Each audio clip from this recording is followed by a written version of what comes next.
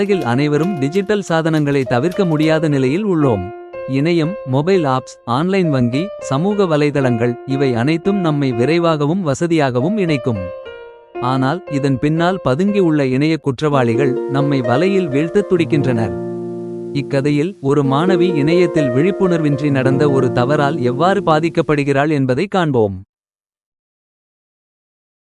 பவித்ரா என்பது ஒரு 19 வயது இளம்பெண்.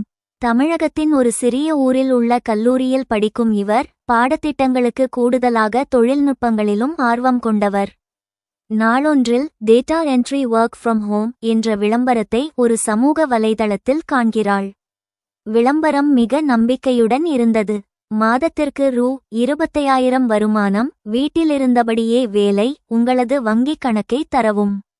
பவித்ரா எந்தவிதமான சந்தேகமும் இல்லாமல் தனது முழு விவரங்களை, ஆதார், பாஸ்போர்ட், வங்கிக் கணக்கு, பான் கார்டு அனைத்தையும் அனுப்புகிறாள். மேலும் பதிவு கட்டணமாக 500 பைசா ஆன்லைனில் செலுத்துகிறாள்.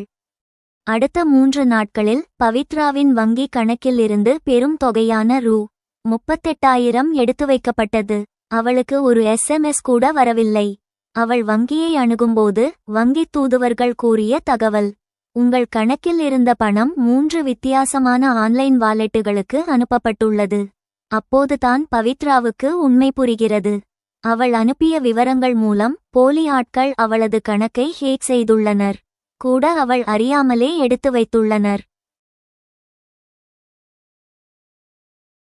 பவித்ரா சைபர் கிரைம் போலீசில் புகார் செய்கிறாள். அவர்கள் விசாரணையில் இந்த மோசடியின் பின்னணியில் ஒரு டார்க் வெப் கிரூப் இருப்பது தெரியவந்தது. பல பெண்கள் மற்றும் மாணவர்கள் இதேபோல மோசடிக்கு இலக்காகி இருப்பதும் வெளிவந்தது. இதில் பவித்ராவுக்கு ஒரு பாடமாகியது: இணையம் என்பது வசதிக்கான கருவி மட்டுமல்ல, விழிப்புடன் பயன்படுத்த வேண்டிய ஒரு சக்தி என்ற உண்மை.